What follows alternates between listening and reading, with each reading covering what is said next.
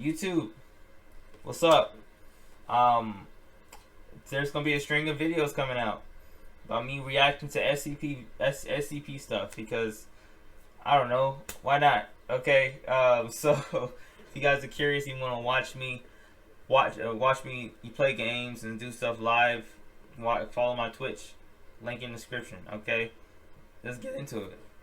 My voice. It's 10 o'clock in the morning. I'm tired. Okay, goddamn.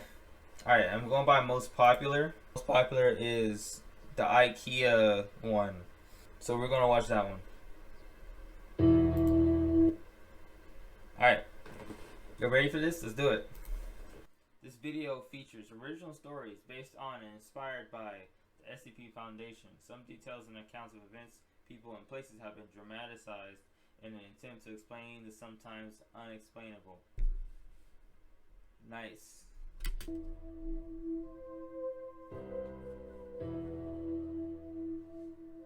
On March 15th, 2011, Martin Sims was wandering down the streets of Carson, California. His clothes were ragged, he was filthy, and gibbering like a madman with a full beard and long, unkempt hair. His body was covered in scars, but he showed no signs of malnutrition. What made Martin's sudden appearance so remarkable? He'd been missing for 3 years. When he was interviewed by police, they asked him where he'd been all this time. They couldn't believe his answer. He'd been trapped in an IKEA since 2008, but this was no ordinary IKEA. This was a dangerous anomaly that would come to be known as SCP-3008. Martin's strange answers in his interview were laughed off by his interviewing officers, who assumed he was either crazy or under the influence of something, but they caught the attention of an SCP Foundation field agent embedded in the precinct. The report was passed up the chain to a local site director who approved a detachment of Foundation field operatives to look into Martin's case. While he was reluctant to lead the Foundation agents back to the offending IKEA, the Foundation can be extremely persuasive. His screams of, "Please, I'm begging you, don't take me back, don't make me go back," were noted but ultimately disregarded. When the SCP Foundation had triangulated the position of SCP-3008, which was indeed an active IKEA, the entire retail zone was closed and barricaded under the pretense of a severe black mold infestation. Armed Foundation personnel also arrived on the site shortly after, based on Martin's vague statements that there were creatures of some kind inside. Due to his deteriorating mental health, Martin was unable to provide a great deal of lucid information on the specific traits of SCP-3008. But one phrase he kept repeating was "bigger on the inside." Once researchers were satisfied that Martin had delivered all the pertinent information he was able to, he was administered Foundation amnestics to erase his memory of the last 3 years and return to his family. A cover story was formulated. Martin had been interesting. So, yeah, basically an IKEA store. That's funny. Kidnapped and abused for 3 years by a mentally unbalanced stalker in downtown Carson. He'd been able to escape as said stalker took his own life out of guilt, a suicide that the Foundation expertly fabricated to make their cover story airtight. With the loose end of Martin Sims taken care of, the true observation of SCP-3008 could begin. A base set around the perimeter of the mysterious IKEA kept a 24-hour watch on the building, covering all potential entrances and exits. No exploratory missions had yet been approved by the Foundation Ethics Committee, so they first wanted to perform a week of external observation to see if any of the store's anomalous properties extended beyond the confines of the building. After a week of nothing, it appeared they did not. A local site director approved of the use of 20 disposable Class D personnel to explore the interior of SCP-3008. The D-Class operatives would be split into 4 squads of 5 men, Alpha, Bravo, Charlie, and Delta Squad. Each would be assigned a different quadrant of the store and would deliver information back to the control team on site via a live audio and video link. 3 of the 4 teams upon entering the store reported nothing out of the ordinary. Neither the audio or video they were sending back indicated anything different from a standard IKEA store, from the flat-pack wardrobes to the Swedish meatballs. Team Delta, however, suddenly began experiencing a scrambled audio and video connection. Shortly after, communication with Team Delta dropped off entirely. They disappeared somewhere inside the store and haven't been seen since, with one notable exception. After the disappearance and the extraction of teams, Foundation researchers classified SCP-3008 as Euclid because its anomalous properties were at least confined to the interior of the store, and even then seemingly not the entire interior. The anomalous area within SCP-3008 became known as SCP-3008-1, and containment appeared to be 100% secure. There was no telling how many people had already gone missing in the store over the years, but the disappearances must be stopped. The Foundation maintained constant surveillance around the perimeter of SCP-3008. Here they could prevent any further incidents by simply preventing other civilians from accessing the IKEA store. Martin's ravings about monsters were assumed to just be the product of delirium, until a surviving member of Delta Team suddenly reappeared. The date was... There's a literal Roblox game on SCP. Bro. Because it seems like SCP literally could just be like, literally anything that is cursed. Like, anything that's cursed. Like, if like, say, a famous YouTuber has a cursed picture of them or some shit, you know what I mean? That can be an SCP story in itself. And it's like, what the what is this? I love it. November 3rd, 2011. It was a cold night, a few hours after what would have been closing time if the store were still active, and 7 months after the extraction teams had disappeared somewhere in the confines of SCP-3008. There had been no anomalous activity outside the store since the perimeter was first secured, and the Foundation researchers hadn't expected that to change until the last surviving member of Delta Team came barging out of the store's entrance. Startled field operatives were amazed to see him again, but they were even more amazed to see what was following him out of the store, repeating the same phrase: "The store is now closed, please exit the building." Despite the fact that the entity chasing the Delta Team survivor was wearing the yellow shirt and blue pants of an IKEA store employee, the being definitely was not human. It was around 7 feet tall with no visible face. The entity had grossly extended limbs, with crazy. each arm being around 5 or 6 feet long and ending in a huge oversized hand. The whole process was so sudden that the field agents present at the perimeter weren't able to save the Delta Team survivor, as the entity reached forward with his freakishly long arms, grabbed him, and twisted his head off like a child with a doll. The field operatives present drew their weapons and peppered the entity with bullets. It would later be classified as SCP-3008-2. The being appeared to It's like some Slender Man type shit. collapse and die from the physical trauma, at which point it and the body of the former Delta Team survivor were taken for an autopsy by Foundation researchers. There were no biological abnormalities of the body of the Delta Team survivor, so it did not appear that the anomalous properties of SCP-3008-1 had any effect on the physiology of its occupants. He was not malnourished despite being missing for months, and the contents of his stomach looked to be half-digested food consistent with the menu of a typical IKEA store restaurant.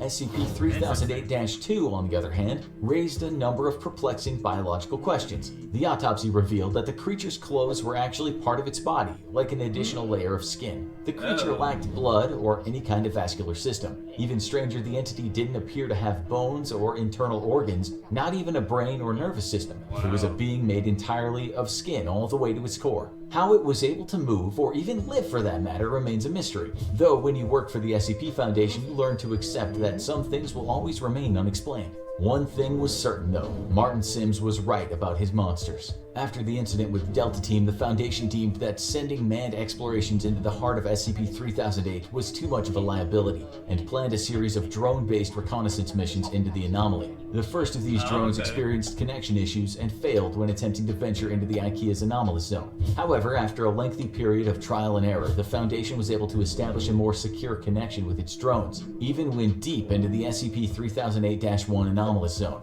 It was only then that some of the most extraordinary discoveries were made. SCP-3008-1 seemed to break the laws of spatial reality, as the area of the IKEA's interior was at least an order of magnitude larger than its exterior. Just as Martin Sims had said, it was bigger on the inside, but just how much bigger? The Foundation has yet to find evidence of any physical terminators within the store that might indicate SCP-3008-1 has an endpoint, while an area of at least 10 kilometers squared has been uncovered in SCP-3008-1. It could, in theory, be infinite. Laser rangefinder tests, which are normally very reliable, have only given inconclusive results. Interestingly, the anomalous area doesn't have any clear visual differences from the rest of the IKEA store, except that it extends forever. An individual trapped within the confines of SCP-3008 SCP-3008-1 wouldn't even realize they've entered an anomalous zone until they tried to locate an exit and leave, at which point they'd find they were already hopelessly lost. The geography of SCP-3008-1 does at least appear to be consistent, so people trapped within are theoretically able to retrace their steps and escape if they haven't already ventured too deep.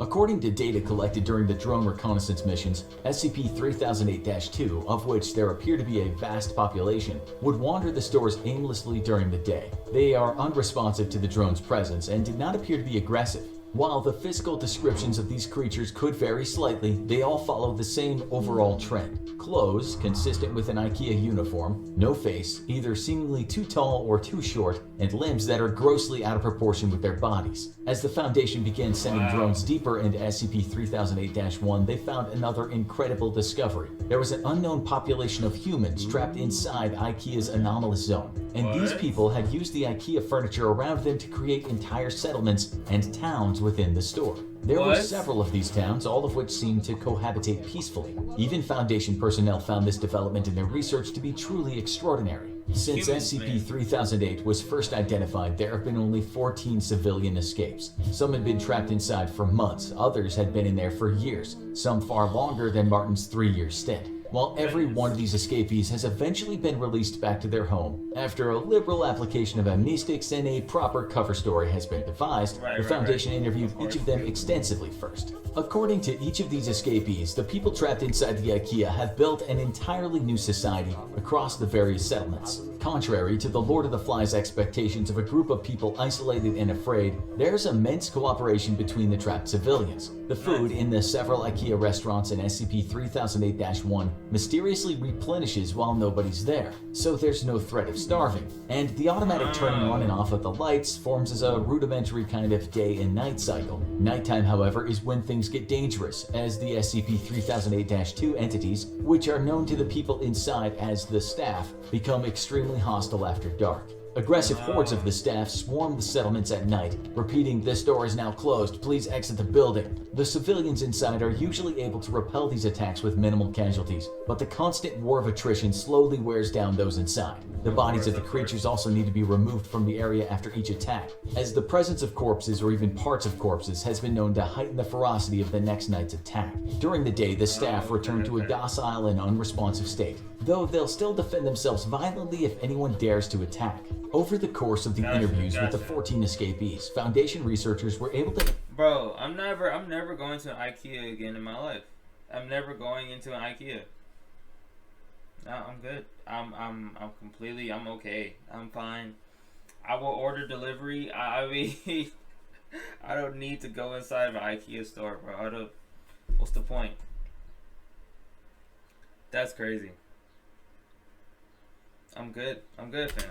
Answer another of their key questions. How had so many people gone missing in the store for so long without being noticed? But the answer they received only raised many more unsettling queries. According to the escapees, there were people inside the settlements that, despite being otherwise of entirely sound mind and standard intelligence, seemed to lack very common knowledge that even a child should know. For example, some of them weren't aware of the International Space Station orbiting the Earth, or stranger still, the existence of the Statue of Liberty. This led the researchers to a frightening conclusion. SCP-3008-1 may not only be a nexus point of multiple IKEA stores in our dimension, it could be connected to IKEAs in every dimension where IKEAs exist. While it only abducts a handful of people from each store over an extended period of time, it suddenly becomes clear how this SCP was able to trap so many people without detection over such a long period of time, which in turn led to an even more terrifying revelation. The SCP Foundation may not have SCP-3008-1 as contained as they thought.